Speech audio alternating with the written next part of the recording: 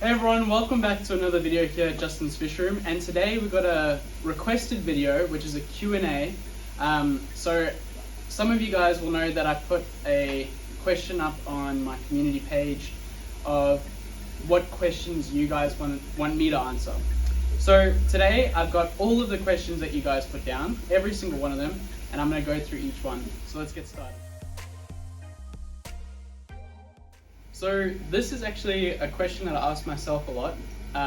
Obviously, it seems like the next best thing is APISTOGRAMMAS species, as rams are so similar.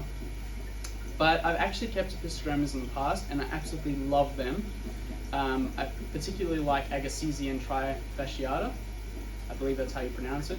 And definitely want to get into them eventually, especially Panduro.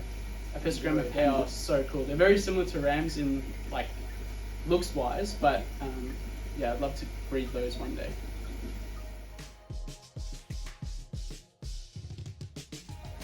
So yes, I actually did breed fish since I was a very young toddler, because my parents actually got us a fancy guppy tank, and we had goldfish as well.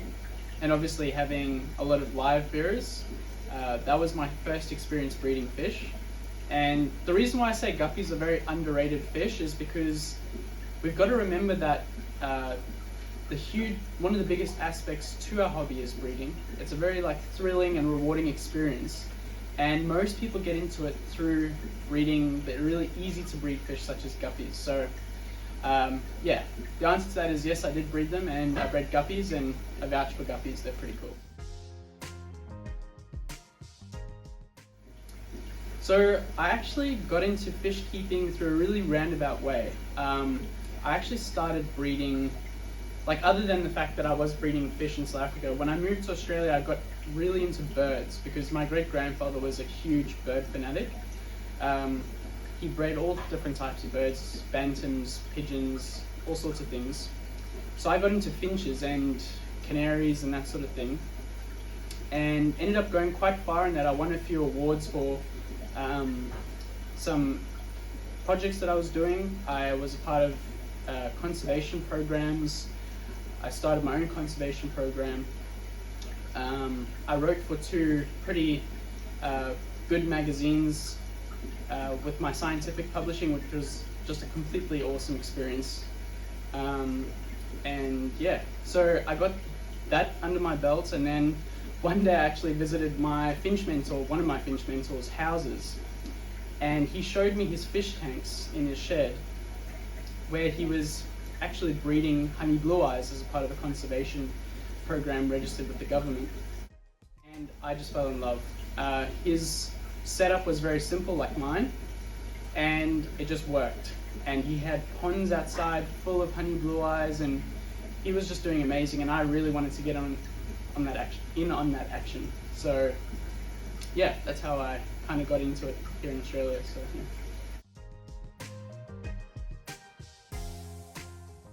My dream fish project would actually be to breed all of the different ram types.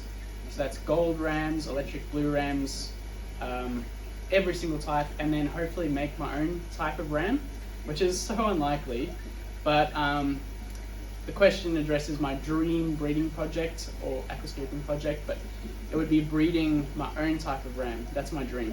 Yeah. Definitely dwarf cichlids, and the reason why I said that in a split second is because dwarf cichlids are so unique, so beautiful, and there are so many different types. And for me, a big part of the hobby is having a lot of options. So with rams, there's so many different color morphs, and there's so many different types, like the veil tail, you've got the balloon. That variety to me is very exciting, and it gets me out of bed every morning knowing that projects are awaiting me and I'm developing something, or that's a big part of it for me. So the answer to that would be dwarf cichlids. Next thing would probably be plecos and discus.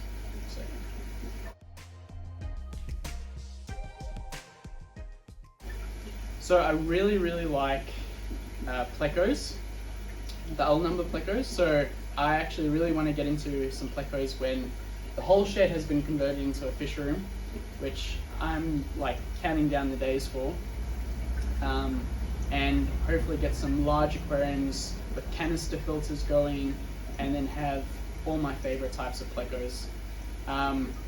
Another one would be obviously the APISTOGRAMMA types. I really like the Panduro, Trifasciata, as I said before, and Agassizii. And then definitely probably discus.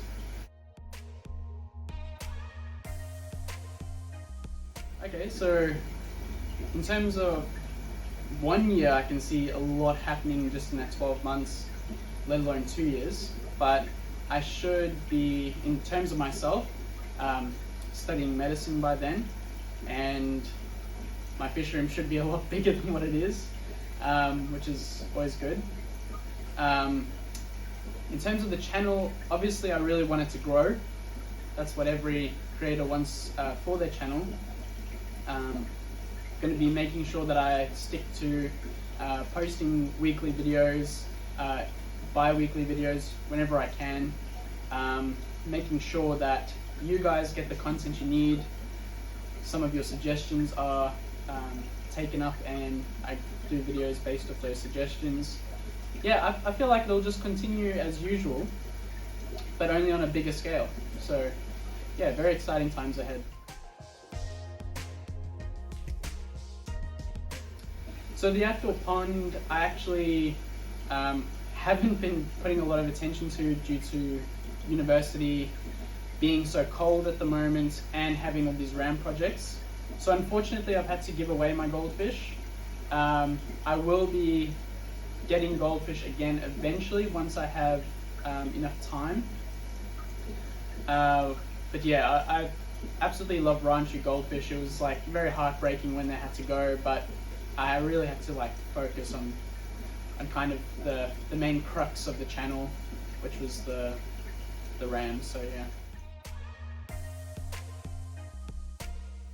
Okay, so I've been to a lot of different countries prior to COVID-19, obviously, and every single culture or country has very likable traits. But I think in Australia the best trait is the sense of mateship.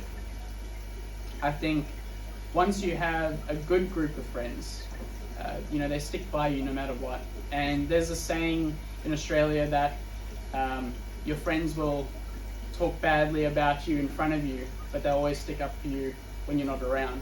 And that's very, very true in this country, and something that I find is a bit of tongue-in-cheek, but it's very humbling to have that aspect to where you live. So yeah, that's probably the one that I would choose.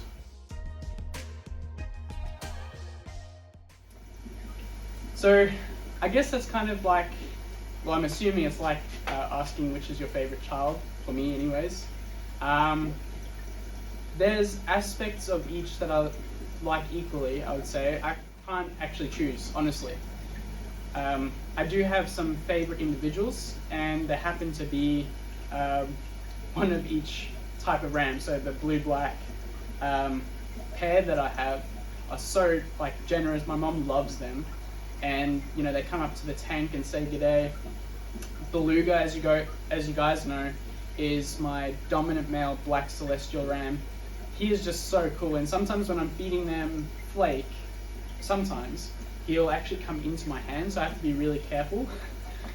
And then obviously the GBRs are my first love when it comes to rams. They are just the thing that started it all, and yeah, they're just so beautiful.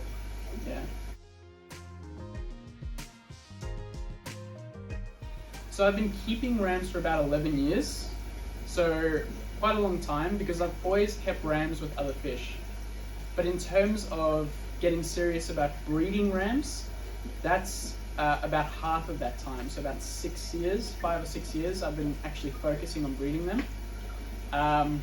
And yeah, it's been a long journey with rams. I think it really helped that I learned how to keep them before I started breeding them. because rams, like discus, are very difficult to keep happy, but once you get it, you get it. So yeah.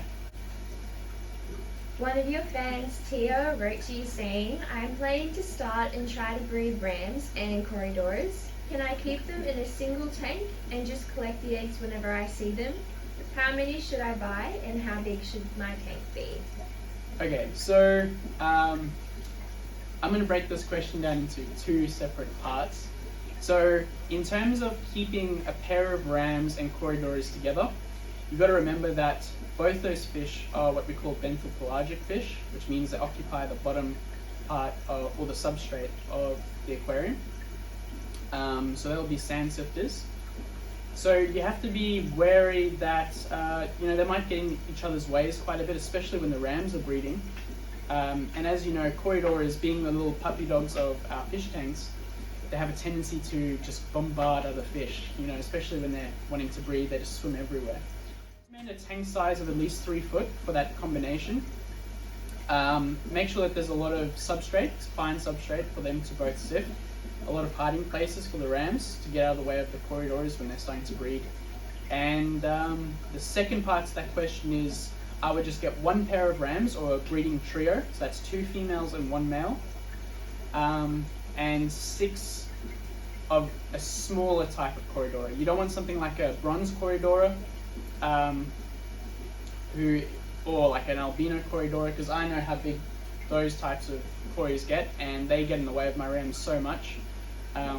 So if you want to successfully breed the 2 of them in the same tank, I would do that. A question from our good friend at DM Aquatics asks, when will you use your expertise to start breeding L number plecos, since you seem to have mastered rams? So L number plecos, as I said before, are my, I just love them. It's just a completely different fish. There's a whole new way of breeding and keeping them. There's so many different varieties. As I said before, that's important to me, is having so many different varieties, colors, shapes. And so eventually I am going to get a lot more L201s. At the moment I have 2 breeding colonies of L number plecos, which are the L397 elenquas and the L201s. I've actually bred the L201s pretty successfully. I have probably about 30 juveniles growing up in my GBR community tank, and the parents are in there as well. They're such good parents. The L397s haven't bred as of yet. I think it's something to do with the fact that they're in with the discus, and there's a lot going on in that tank, and they're just not really sure about breeding. But there's 1 female and 2 males, so maybe I just need to get more females. If you know anything about that, just let me know, about the ratios with L397s. If you guys have had success with more females or more males, I'd love to know. If the rhino gene in rams doesn't necessarily impact the function of the fish, is there a way that you can breed that trait into your rams? So I guess, so you definitely would have seen the rhino gene in my last video, where I actually use those fish to raise the juveniles and teach them how to eat adult discus food, or the fish food that I make. And the thing is, I could breed that trait, and I personally find it very cool, because it's like the black part of the ram's dorsal fin turns into a really cool looking horn, and the rest of the fin looks completely normal. So it's a very cool trait, and I guess I could breed that trait, but I would have to make sure that I have a setup dedicated just for those fish, because I wouldn't want that trait going into any of my other fish to keep those fish more pure. Yeah, I just have to make sure that the fish don't intermix into any other types of fish, and I would just have to make sure that the fish that come from those spawns that are normal, I would have to mark them as a rhino gene carrier. So yeah, I just have to make sure that I was very transparent with that. So removing ram eggs, I would actually say probably the most obvious one, but something that's most overlooked, is getting your setup ready prior to taking your eggs out, because a lot of people seem to see some eggs that have just been laid, and they go put their hand in, take out the eggs, and like, oh, I don't have a container for these guys. Then you put the eggs back to go get a container, and the parents are so stressed they might actually destroy the eggs, because that's just what their instincts are. If they feel like they're under threat, they'll actually rather consume all the energy they've put into making those eggs and start again. So make sure that you have your setup really close in proximity so that you can just put the eggs in. Another thing I would say is make sure that you are very careful with the eggs. So like I said before, make sure that it's in close proximity, your container, like obviously filled with water, because if you're picking up the rock with eggs and you're walking to the other side of the room, the chances of you dropping it is much higher, and squishing those little cute ram embryos. So you want to make sure that you do everything as simply and as quickly as possible. In terms of removing the eggs as well, I would recommend not scraping the eggs off with your finger if it's on a really interesting surface like a piece of wood, because the chances of you destroying those babies inside the egg is very high. I would recommend, if you really were keen on getting those babies out, I would let the parents hatch the eggs to wriggler stage, and what happens is the parents keep them nice and contained in like a little ball of the little ram fry, and then what you can do is you can take some air hose and suck them out into a container, and that's the least stressful way to do it for the parents, instead of like, you know, putting your hand in there and like scooping them out, or, you know, anything like that. So yeah, that's my top 3 tips for removing eggs for the beginner. Alright everyone, so I hope you really enjoyed this Q&A video today. If you think that we need to do these more often, let me know down in the comments below. If you like this video, please like, and if you haven't subscribed already, please subscribe. It always helps if you guys subscribe to the channel. It shows your support and, you know, makes these videos a lot more worthwhile. So if you do have any questions further, please put them down in the comments. And if you have an answer to those questions that you guys see, I'm really encouraging you guys to start the discussion. Answer those questions if you have experiences with it. It'll be great to see us all connecting in this common hobby. So yeah, I'll see you in the next one, and happy fish keeping.